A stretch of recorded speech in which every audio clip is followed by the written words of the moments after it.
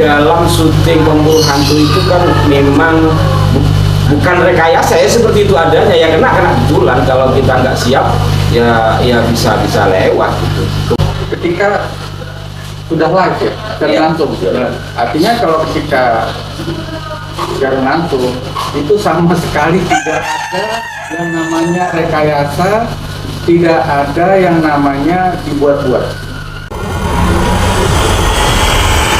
Jumpa kembali sahabat dengan channel Bagus Lukman Har, tayangan adanya tanpa rekayasa.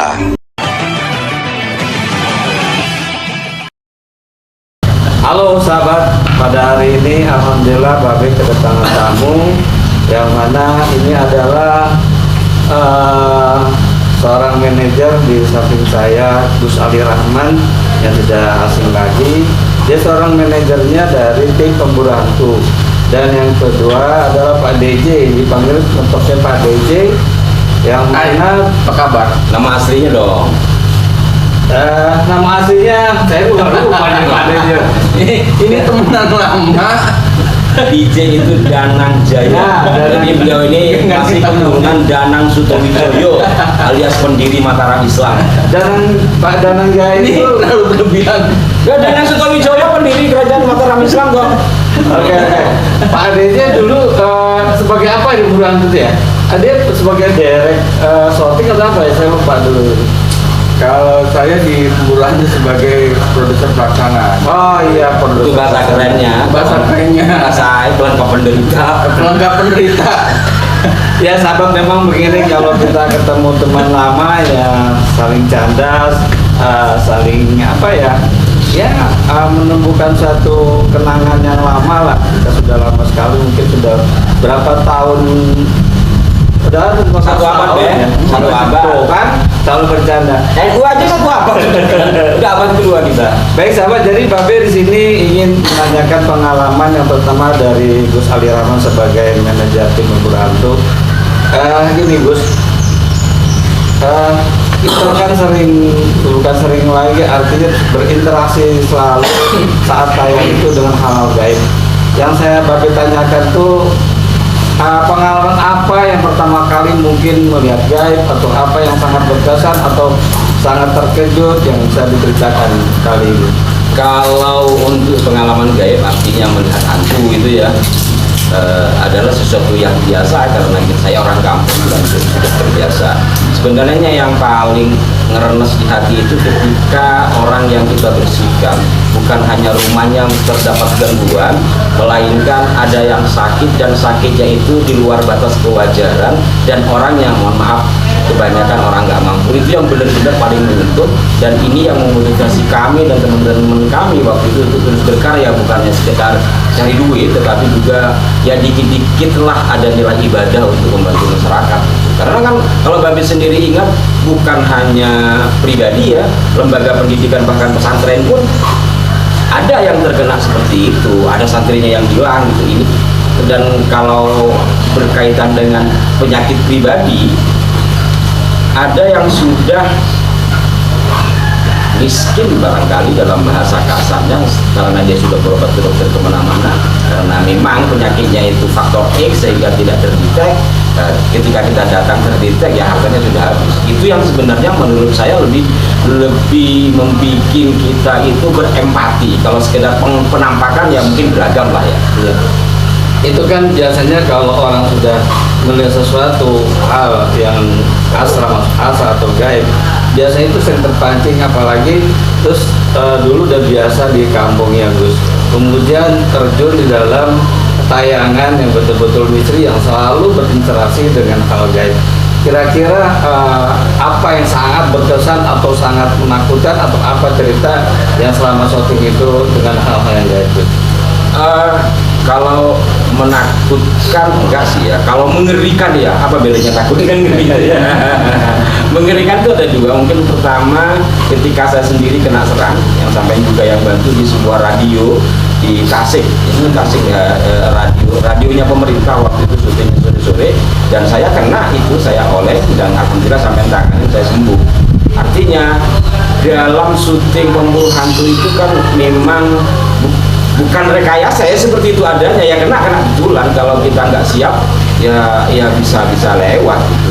Kemudian yang kedua itu karena menyangkut nyawa orang, itu kita syuting di Condet live gitu ya, dengan juga yang menangani. Itu terjadi mobilisasi dan hebatnya orang. Jadi gini pemirsa, ketika mengerjakan seperti itu, ini kita benar-benar total, dan bahkan kita kadang-kala meminjam orang, seorang kiai itu membantu doa. Sebab apa?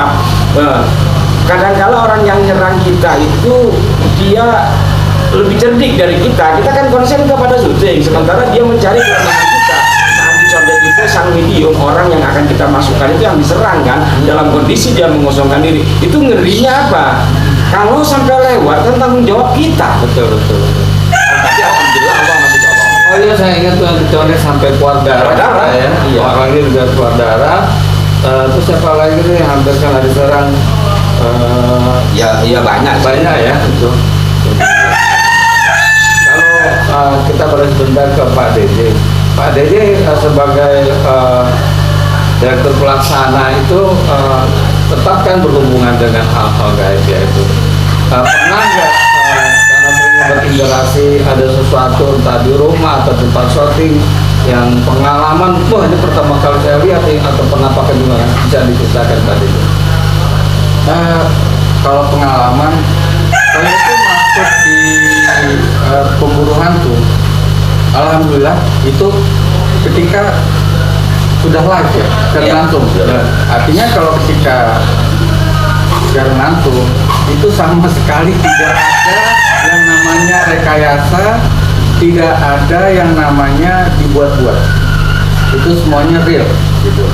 Jadi ketika pertama kali saya terjun langsung ke pemburu hantu, terus bilang ikut ke lokasi. Saya justru pengen tahu kan di lokasi itu kondisinya seperti apa. Hari pertama saya syuting itu adalah di komplek Getu. Duduk ya. Itu saya ingat sekali Pak Gusti Iya. sama Pak Jadi Ridwan sama kiai sama ada 3 waktu itu iya, yang kemudian. tapi Pak Haji Ridwan, saya ingat banget Pak Haji Syarifudin Ridwan. waktu itu. Iya, Syarifudin, Pak Haji Ridwan sama si Gusti itu tiba-tiba tumbang. Tumbang dalam artian mereka tuh lemas gitu, orang sampai dibopong. Kalau nggak salah, Iya. itu dibopong. Di Gusti itu sebelum syuting. Di Gusti sebelum syuting baru nyampe. Udah kena Baru serang. nyampe, iya. Itu maghrib lewat gitu. Itu sempoyongan dan langsung tumbang gitu. Artinya itu rumah apa sih namanya, instansi dan pejabat gitu. Saya nggak tahu secara gaib, saya nggak mendalami ke sana gitu. Artinya di situ benar-benar mereka yang mengerti di situ, itu gangguannya sangat keras sekali gitu. Sampai penonton pun yang ada di situ tuh sampai apa sih namanya, ada yang teriak-teriak ketakutan. Saya juga nggak ngerti. Ini penonton teriak ketakutan. Mereka menyaksikan langsung Pak ya. Mereka ketakutan apa mereka empati melihat sesuatu atau dia empati kepada tim pemburu hantu. Yang kalau saya bilang saat itu asli di menit-menit awal ketika syuting untuk pembersihan itu sangat-sangat bisa dibilang melelahkan dan payah. Ya, jadi Dan gini. itu sangat payah. Mas Ali bisa tahu. Jadi ini juga payah banget. Ini katanya tim, tapi kok payah? Duluan. Saya justru karena saya baru pertama kali di episode pertama. Ini berempat atau bertiga itu. Ini kok payah semua. Ternyata kalau dari sisi gaibnya ya, dari sisi gaibnya dibilang udah pokoknya semua kru itu bantu doa. Ini kondisinya payah banget. Parah kan? Payah. Tapi Jadi- kalau secara tanda kutip ngelihat enggak ngelihat ya Pak. Tapi Tapi nyatanya seperti itu nyatanya seperti itu. Dan masyarakat juga seperti ada sesuatu yang tidak mencekam atau apa, rasa takut mencekam ya. Mencekam sekali karena itu yang nonton secara langsung ya, namanya secara langsung itu nggak bisa dibohongin gitu. Apa adanya kan? Apa adanya, dan masyarakat juga udah tahu gitu. Kalau secara langsung itu pemburuan tuh selalu fenomena. Dimanapun ya, bener nggak? Dimanapun fenomena. Yang nonton bukan 1-2 orang bos, ya kan? Cari deh di TV One atau La TV, ya cari di YouTube. Udah kayak konser Blackpink. Aduh, konser sekarang kalah men. Apalagi di Bandung, kalau di Bandung apalagi kalau shopping di Bandung. Pak, Bandung nggak ada apa-apanya Pak. Oh iya. Yang lebih gila di Semarang Pak. Oh iya, Semarang. Semarang itu sampai stasiun Tawang, sampai dari komplek PJKA sampai Benar, stasiun benar. Tawang. Jalan sebesar itu ketutup ke blok, dan itu manusia semua. Saya sampai ngompet orang minta tanda tangan. Jadi kalau kembali ke Depok, Nah, kalau Depok gimana, Gini, jadi ini juga ya, kami itu dulu masih musim facsimile ya, bukan musim email ya. Iya. Jadi orang itu kita tangani, karena saya yang nyetir. 1 tahun dia kirim surat, anggaplah sekarang bulan April ya, tanggal 3 April 2022, baru saya baca suratnya, fact-nya itu, April 5 April 2003. Bentar dulu. Ini buat generasi milenial yang nonton, biar tahu itu mesin fax itu adalah, nanti bisa dilihat juga di YouTube. Itu jadi kalau kita ngirim pesan email tuh nggak ada, dulu ada tapi jarang kalau kita nyambung ke email tuh masih gitu. Jadi ngirim pesannya itu pakai kayak perangkat telepon. Nah, itu surat ditulis baru dilewatin ke mesin telepon itu mesin facsimile. Jadi dari fact itulah akhirnya setahun. Saya ingat betul itu ada 2 yang setahun itu. Sama-sama di daerah Depok. Tapi khusus untuk daerah Depok ini karena ya fenomenalnya itu sepengetahuan kami dari hasil deteksi, memang yang bersangkutan terkena faktor X, berantai dari keluarga. Bapaknya sakit, terus ibunya, terus orang yang ngundang kita ini saudara tertua laki-laki, terus adiknya, terus begitu. Lah orang yang ngundang kami ini saya lupa namanya ya, masih seusia saya waktu itu. Dia sedang di rumah sakit. Ketika kami telepon, dia siap keluar dari rumah sakit. Saya masih ingat, habis kan saya survei ke lokasi. Dia nyabut selang itu apa? Selang ya, dia nyabut selang saking senengnya. Nah kemudian kalau cerita Pak DJ tadi yang gawat dari sebelumnya, jadi itu sebelum maghrib ya, itu rumahnya ya nggak terlalu bagus tapi besi. Itu keluar belatung men. Itulah yang akhirnya kalau komentatornya Mbak Ria kalau nggak salah, Mbak Ria juga kelojotan. Disinilah peristiwa yang terjadi sebelum syuting. Ya ini kalau kami sebagai kreator ini lari ke dunia kreasi ya. Bu yang nyerangnya nanti ketika syuting gitu kan seru. Jadi kalau sebelum syuting apalagi live gimana gitu. Apalagi live ya. Jadi masyarakat di luar nggak bisa lihat. Dia tahu kalau di tempat ya. Tapi benar itu ya, ada belatung tumbuh terus kubis ditumbang, Mbak Ria juga tentu waktu itu. Kayak Rofi Udin, pengasuh pesantren apa yang di Tangerang sana, apa namanya? Bukan. Darul apa sih? Pokoknya pondok pesantren di Tangerang di Pasar Kemis. Beliau itu pertama juga syuting itu. Jadi pertama kali syuting sudah kena seperti itu. Jadi yang lumayan sehat lah waktu itu jadi Tuhan. Jadi berbagi Gusti nggak bisa syuting. Malah saya didorong tuh sama floor directornya. Lu aja bes, katanya kagak, gua nggak bisa gitu. Jadi kalau jadi inget ini ya memang seperti itulah. Dan Babe nggak ikut apa belum masuk waktu itu saya lupa. Mungkin Babe belum masuk kan? Belum masuk atau tidak Kalau pertama live belum. Atau jadwalnya yang tidak masuk saya lupa. Atau jadwal lupa juga saya. Itu di suatu tempat ya, Pak Deja dan Gus Ali. Itu kan sudah ratusan tempat ya.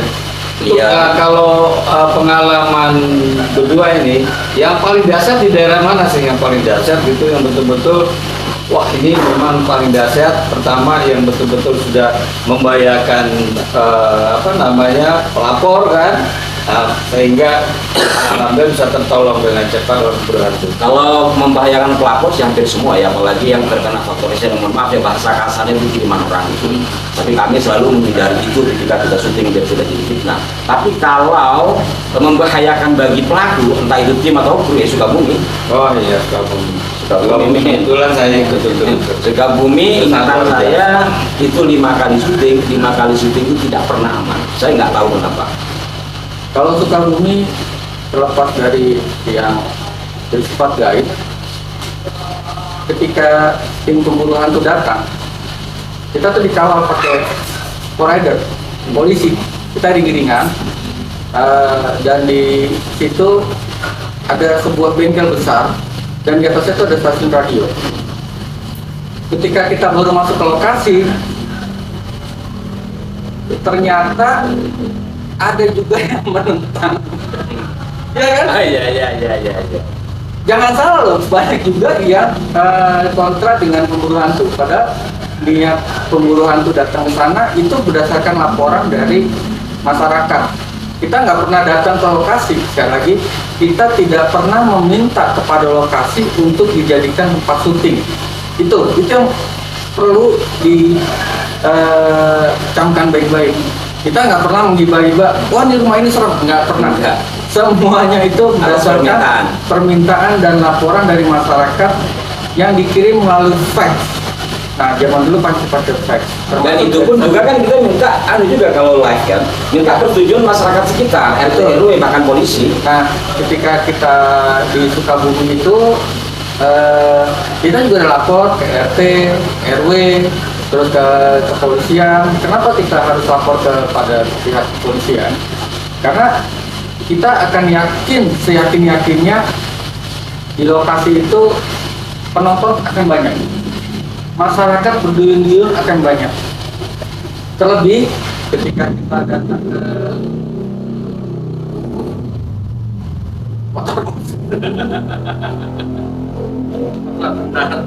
ya, kalau kita datang ke daerah, kita selalu melakukan namanya ibaratnya pengobatan massal ya. Iya. Pengobatan massal itu ya kita doa bersama gitu. Itu setiap daerah pasti ramai, termasuk yang di Sukabumi. Yang di Sukabumi itu kenapa kita juga setiap tempat itu pasti ada polisi, karena yang datang juga banyak untuk meminimalisir terjadinya gangguan.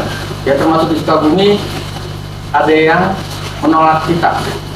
Kita baru datang, padahal kita pakai rider itu ditolak. Penolakan itu seingetan saya paling ingat ya, selain Sukabumi, Bandung sampai berdebat habis saya karena mau dikeroyok. Terus di Lampung itu di sebuah sekolah itu Tasik satu, tapi alhamdulillah ke Semarang satu. Tapi ke semua itu karena kita memang niat baik dan kita bukan minta untuk datang, tapi kita minta diminta untuk datang. Ya kalau kami pulang aja nggak masalah, yang rugi yang undang gitu. Alhamdulillah sih kesemuanya bisa berjalan dengan baik. Memang tim pemburu hantu itu tidak menunjukkan suatu kehebatan dirinya. Yang terpenting bahwa misinya itu tercapai. Kita di situ datang karena diminta, ada laporan bahwa keluarga ini selalu diganggu gaib, dan terpenting adalah itu semua selesai dengan baik, gangguan sudah tidak ada lagi. Nah itulah pemburu hantu. Semua tim itu tidak ada pernah menunjukkan suatu kehebatan, suatu keilmuan. Itu semata-mata semua misinya hanya untuk menolong orang. Karena itu kan saya tahu itu kan setiap hari itu itu habis 1 rim ya. Iya. Habis 1 rim itu berapa hal itu berapa tolong. Rupanya masyarakat Indonesia ini banyak yang terganggu dengan gangguan seperti ini. Ada yang dari luar negeri juga itu. Karena nyatanya 1 hari itu hampir 1 rim, dan itu kita cari mungkin dari manajemen secara prioritas yang sudah betul-betul membahayakan pelapor. Nah itu. Nah begitu pemirsa, adanya pemburu hantu yang dulu pernah tayang, dan kita sebenarnya tidak pernah kehabisan tayang karena masyarakat selalu setiap hari minta bantuan kepada kita, itu hampir 1 rim fax yang dikirim. Kira-kira Gus Ali dan Pak Ada apa yang satu disampaikan? tambahan lagi. Gimana, ya? Kalau ada yang bilang pemburu hantu untuk biaya, itu salah. Kita tidak pernah meminta biaya apapun, 1 sen pun kita tidak pernah minta biaya. Itu ya, sampai kita Kalimantan, kita pernah ke Riau, Iya. kita pernah ke Lombok. Lombok, kita pernah ke Madura, pernah ke Padang. Semarang, kita pernah ke Padang. Semuanya biaya sendiri. Sekali lagi itu semuanya biaya sendiri dan tidak pernah minta biaya kepada siapapun. Itu yang paling penting. Jadi kalau ada yang bilang pemurahan tuh mata duitan, pemurahan tuh mata apa sih namanya minta uang, itu salah. Ya oke, Gus Ali, kira-kira apa yang mau disampaikan ke masyarakat? Ya, adanya pemburu hantu adalah bagian dari fenomena keilmuan yang ada di Nusantara yang digabung dengan antara ilmu tradisional dan ilmu agama kan. Dan itu adalah warisan leluhur kita yang alhamdulillah bisa bermanfaat melalui sebuah program televisi, walaupun program-program seperti ini kan sampai hari ini masih dipandang sebelah mata bahwa itu dianggap klinik, dukun, wa ma'as bahadali, padahal ya kami juga ya bukannya sombong, karena kami juga pernah nyentren juga gitu.